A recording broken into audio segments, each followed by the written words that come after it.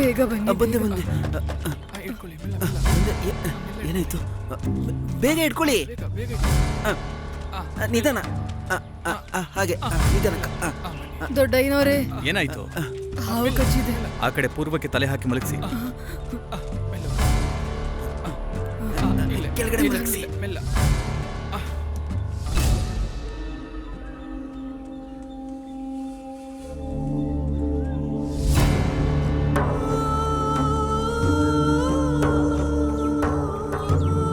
ಏನಾಯ್ತು? ಅದಲ್ಲಮ್ಮ, ಐನೋರ್ನ ಕರಿಯಮ್ಮ. ಹಾವು ಕಚ್ಬಿಟ್ಟಿದಮ್ಮ ಸೋಫಿಗೆ.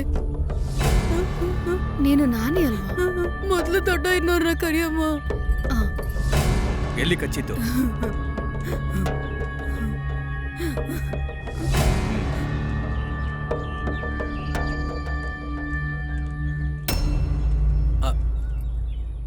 ಐನೋರೇ, ನಮ್ಮ ಸೋಫಿನ ನೀವೇ ನೋಡ್ಬೇಕು.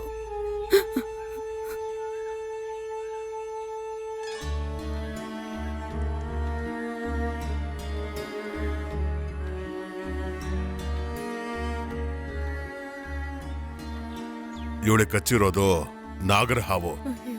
ಅದು ಸೂಕ್ಷ್ಮವಾದ ಜಾಗದಲ್ಲಿ. ಇದು ಇಲ್ಲಿಗೆ ನಿಲ್ಲಲ್ಲ. ಐನೋರೇ, ಹಿಂಗೆಲ್ಲ ಹೇಳ್ಬೇಡಿ. ನೀವು ಅನ್ಕೊಂಡ್ರೆ ಕಾಪಾಡ್ಬೋದು ಅವಳನ್ನ. ಹಲವು ವಿಷಕಾರಿ ಹಾವುಗಳ ವಿಷ ತೆಗೆದ ಇತಿಹಾಸ ಇದೆ ಈ ಮಠಕ್ಕೆ. ಆದ್ರೆ ಕಾರ್ತಿಕ ಮಾಸದಂದು ಹೆಣ್ಣು ಮಕ್ಕಳಿಗೆ ಹಾವು ಕಚ್ಚಿದ್ರೆ ಮರಣ ನಿಶ್ಚಿತ. ಅದು ನಾಗವಿಧಿ. ತಡೆಯೋದಕ್ಕೆ ಯಾವ ಮಾಂತ್ರಿಕನಿಂದನೂ ಸಾಧ್ಯ ಇಲ್ಲ. ಅಯ್ಯೋ ದೇವ್ರೇ. ನಾನೊಂದ್ಸಲ ಪ್ರಯತ್ನ ಮಾಡ್ಲಪ್ಪ. ಬೇಡ. ವಿಷ ತೆಗೆಯೋ ಯಾವುದೇ ಪ್ರಯತ್ನವೋ ಔಷಧಿ ಕೊಡೋದು ಈ ಸಮಯದಲ್ಲಿ ಸಾಧ್ಯವಿಲ್ಲ. ಕಚ್ಚಿರೋದು ಅತ್ಯಂತ ವಿಷಕಾರಿಯಾದ ನಾಗರ ಹಾವು. ತೆಗೆಯೋದಕ್ಕೆ ಪ್ರಯತ್ನ ಪಟ್ರೆ ಮಾಂತ್ರಿಕನಿಗೂ ಮರಣ ನಿಶ್ಚಿತ. ನಾವು ಆರಾಧಿಸುವಂತ ದೈವಗಳಲ್ಲಿ ನಾಗದೇವತೆನೂ ಒಂದಲ್ವಾ? ನಮ್ಮನ್ನು ಕೈ ಬಿಡಲ್ಲಪ್ಪ.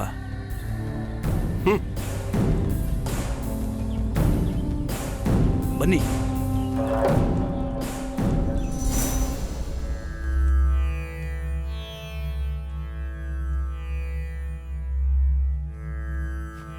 ಅವಿವೇಕದ ಕೆಲಸ. ಯದುನು ನನಗೆ ಅವಮಾನಿಸೋಕೆ ಶುರು ಮಾಡ್ದ ಅಲ್ವಾ ಸಾವಿತ್ರಿ?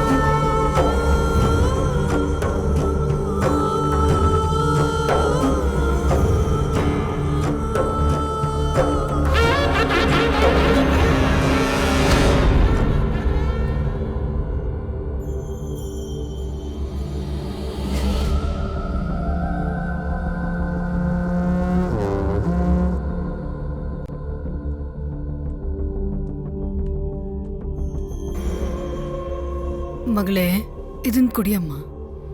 ಅದೃಷ್ಟ ಮಾಡಿದ್ದು ನೀವನ್ನ ಕಾಪಾಡ್ಕೊಳಕ್ಕೆ. ಬೇಡ್ಕೊಂಡಿದ್ದ ದೇವ್ರಿಲ್ಲ. ಈಗ 24 ಗಂಟೆ ಆಯ್ತಲ್ವಾ, ಇವಾಗ ಊಟ ಮಾಡ್ಬೋದು. ನಾನು ತಗೊಂಡ್ ಬರ್ಲಾ? ಮಗಳೇ ಏನಾಯ್ತಮ್ಮ? ನೀನು ಯೋಚನೆ ಮಾಡಬೇಡ, ನಿನ್ಗೇನೂ ಆಗೋದಿಲ್ಲ. ಈ ಔಷಧಿಯನ್ನು ತಗೊಂಡ್ರೆ ಸಾಕು. ಒಂದು ಹಾವು ಕಚ್ಚಿದ್ದಕ್ಕೆ ಒಂದು ಹೆಣ್ಣಿನ ಜೀವ ಮಾತ್ರ ಅಲ್ಲ, ಜೀವನಾನು ಹಾಳು ಮಾಡೋಷ್ಟು ವಿಷ ಇರುತ್ತೆ ಅಲ್ವಾ ನಾಣಿ ಅಮ್ಮ? ಸೋಫಿ ಏನ್ ಹೇಳ್ತಾ ಇರೋದು?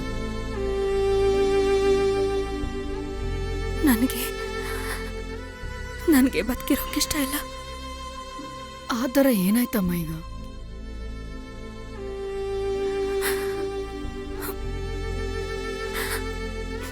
ನಾನೇನ್ ಕಳ್ಕೊಂಡೆ ಅಂತ ನಿಮಗೆ ಗೊತ್ತಾ ನಾಣಿ ಅಮ್ಮ?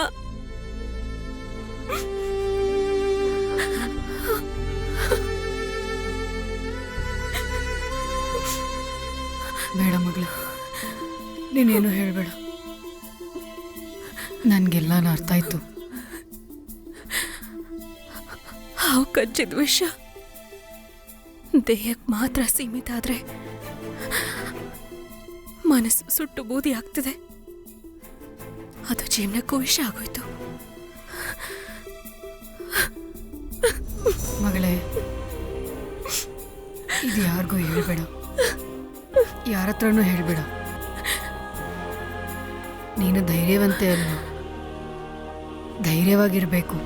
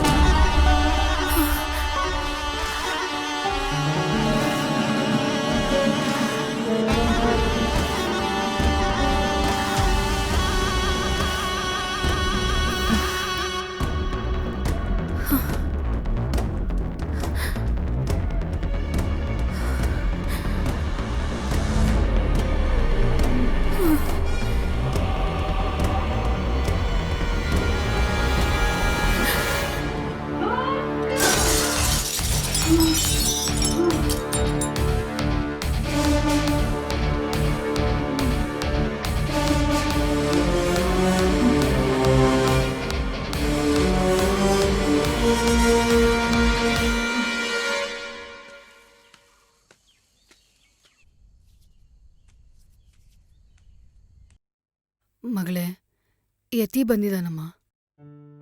ಅವನ್ನ ನೋಡಕ್ ಇಷ್ಟ ಇಲ್ಲ. ನೀನ್ ಹೋಗ್ಬೇಕು. ನನ್ನ ಕೈಲಾಗೋದಿಲ್ಲ, ಯಾರನ್ನ ನೋಡಕ್ ಇಷ್ಟ ಇಲ್ಲ. ಸೋಫಿ, ಓ ಇಲ್ಲಿ ಕೂತಿದ್ಯಾ? ಏನಾಯ್ತು? ಟೀ ಶರ್ಟ್ ಎಲ್ಲ ಉಲ್ಟಾ ಹಾಕೊಂಡಿದ್ಯಾ?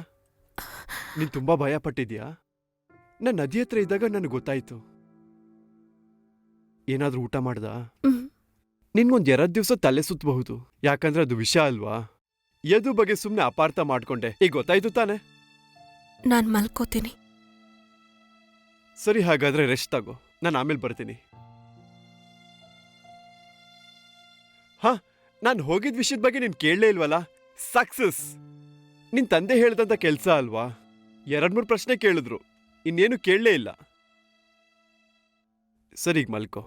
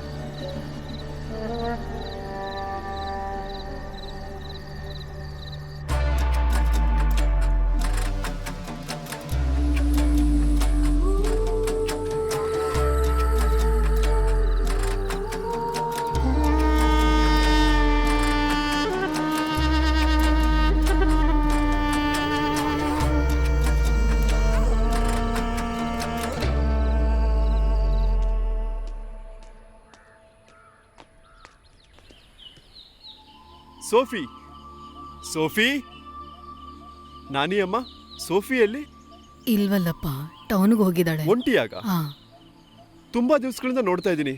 ಸೋಫಿ ಯಾಕೆ ಈ ರೀತಿ ಆಡ್ತಾ ಇದ್ದಾಳೆ? ನನ್ನನ್ನು ಯಾಕೆ ದೂರ ಮಾಡ್ತಿದ್ದಾಳೆ? ನನ್ ಗೊತ್ತಿಲ್ಲದೆ ಏನಾದ್ರೂ ತಪ್ಪು ಮಾಡಿದಿನ ಹೇಗೆ?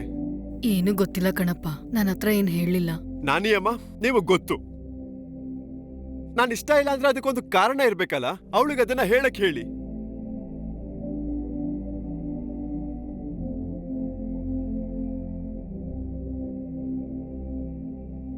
ಮಗಳೇ, ಸುಳ್ಳು ಹೇಳೋಳಲ್ಲಮ್ಮ ಈ ನಾನಿ ಅಮ್ಮ. ಆದ್ರೆ ನೀನ್ ಒಳ್ಳೇದಕ್ಕೋಸ್ಕರ ಹೇಳಿರೋದು. ನನ್ನಿಂದ ಯಾಕಮ್ಮ ಈ ಪಾಪ ಮಾಡಿಸ್ತಾ ಇದೀಯ? ದೇವ್ರ ಹತ್ರ ಮತ್ತೆ ಯತಿ ಹತ್ರ ನಾನು ಸುಳ್ಳು ಹೇಳೋದಿಕ್ಕಾಗೋದಿಲ್ಲಮ್ಮ. ನಾಣಿಯಮ್ಮ, ನೀವು ನನ್ಗೊಂದು ಸಹಾಯ ಮಾಡ್ತೀರಾ?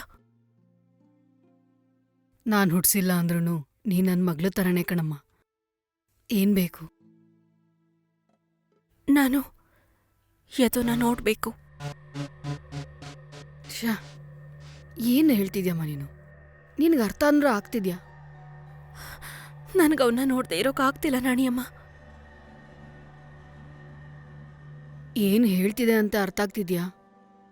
ಗೊತ್ತು, ಯದುನ ಮರೆಯೋದಕ್ಕಾಗ್ತಾ ಇಲ್ಲ. ನಾನು ಅವನ್ನ ನೋಡ್ಬೇಕು. ಬೇಡ ಮಗಳೇ, ಈ ಥರ ಎಲ್ಲ ಯೋಚನೆ ಮಾಡ್ಬೇಡಮ್ಮ. ಜೀವನ ಹಾಳಾಗೋಗುತ್ತೆ. ತುಂಬಾ ವಿಷಯಗಳು ನೋಡಿ ಅನುಭವದಿಂದ ಹೇಳ್ತಾ ಇದ್ದೀನಿ. ನನ್ನ ಜೀವನದಲ್ಲಿ ಒಬ್ಬ ಪುರುಷನೇ ಇದ್ದಿದ್ದು. ನನಗೆ ಗೊತ್ತಿಲ್ದಿರೋ ಹಾಗೆ ನನ್ನ ಅನುಭವಿಸಿದ್ದು ಅಯ್ಯದು. ಆ ಜಾಗಕ್ಕೆ ಬೇರೆ ಯಾರೂ ಬರಬಾರ್ದು. ಯತಿಗೆ ಮೋಸ ಮಾಡೋಕೆ ನನ್ನ ಕೈಲಾಗಲ್ಲ ನಾಣಿಯಮ್ಮ.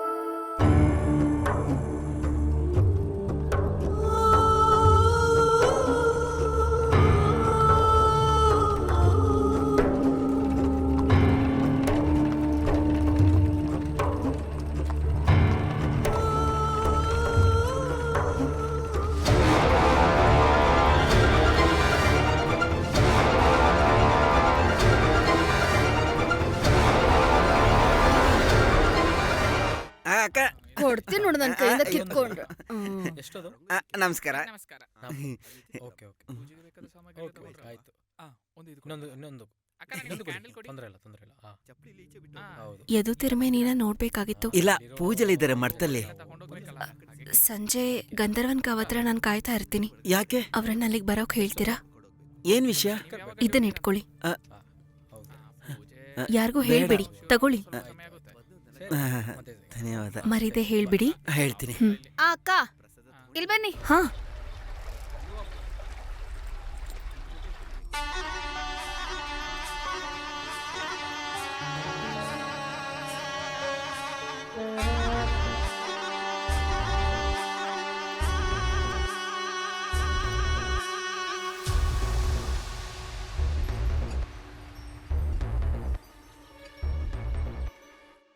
ಹೇಳ್ಬೇಕಂದ್ರೆ ಮೊದಲು ನಿಮ್ಮನ್ನ ನೋಡಿದಾಗ ಕೋಪ ಬರ್ತಿತ್ತು. ಎಲ್ಲ ಹೆಣ್ಮಕ್ಳಿಗೂ ಅನ್ಸೋ ಹಾಗೆ ನಿಮ್ಮ ಮೇಲೆ ದ್ವೇಷ, ಕೋಪ ಬರ್ತಾ ಇತ್ತು. ನಿಧಾನವಾಗಿ ನನ್ನ ಮಾನಸಿಕ ಸ್ಥಿತಿ ಬದಲಾಯಿತು. ನನ್ನಲ್ಲಿರೋ ಹೆಣ್ತನನ ಜಾಗೃತಗೊಳಿಸಿದ್ದು ನೀವೇ. ಅದು ನನಗೆ ತುಂಬ ಸಂತೋಷ ಕೊಡ್ತು. ಅದು ಮೋಡಿ ಮಾಡೋ ಹಾಗೆ. ಮಾಂತ್ರಿಕ ವ್ಯಕ್ತಿಯಲ್ಲಿರೋ ಒಂದು ಅಮಲು ನನ್ನ ಸೆಳೀತಾ ಇದೆ. ನನಗೆ ನಿಮ್ಮನ್ನ ಮರೆಯೋದಕ್ಕಾಗ್ತಿಲ್ಲ. ನನಗೆ ನೀವು ಬೇಕು. ನಿಮ್ಮನ್ ಬಿಟ್ಟು ಬೇರೆ ಯಾರ ಮೇಲೂ ಗಮನ ಹರಿಸೋಕಾಗ್ತಿಲ್ಲ.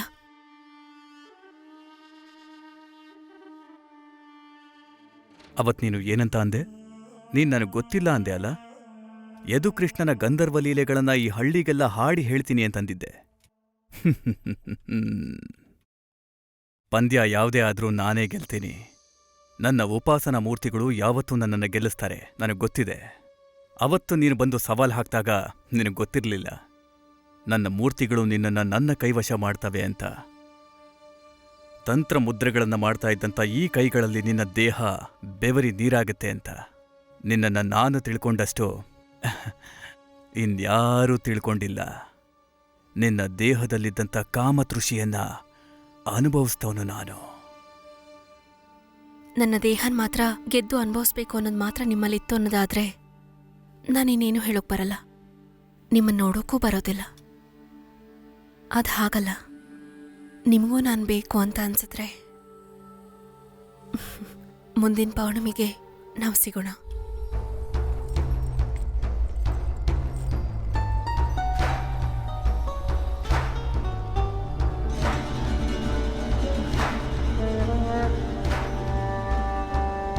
ನಾಣಿಯಮ್ಮ, ಒಂದು ವಿಷಯ ಗೊತ್ತಾ? ಯದು ನಿಜವಾಗ್ಲೂ ಒಬ್ಬ ಗಂಧರ್ವ.